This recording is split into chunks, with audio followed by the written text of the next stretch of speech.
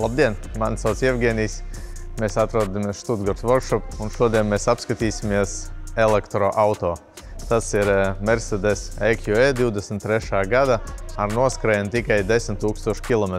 Šim auto ir ļoti smuka matēta krāsa, 360 kamera, labi lukturi, adaptīvās tālās gaismas, rūpnīcas grafit grey krāsa, AMG paka, AMG diski, Let's go!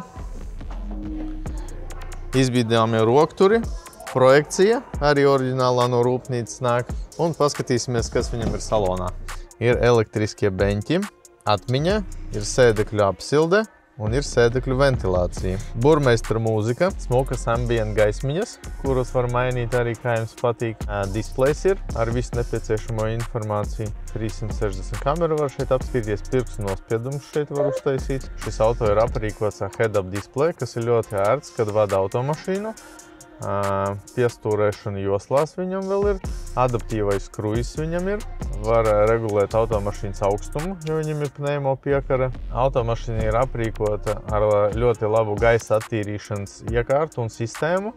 Viņš parāda, kāda ir gaisa kvalitāte ārpusē un kāda ir gaisa kvalitāte salonā.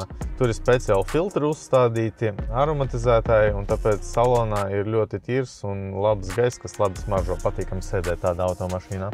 Aizmugurē arī šeit ir ļoti labi, daudz vietas, arī šeit ir mūzikas stumbiņa, smukas gaismiņas, alumīnija rokturi. Pats galvenais, ka šeit ir 4 zonu klimata kontrole. Katrs pasažieris var regulēt sev temperatūru un apsildi.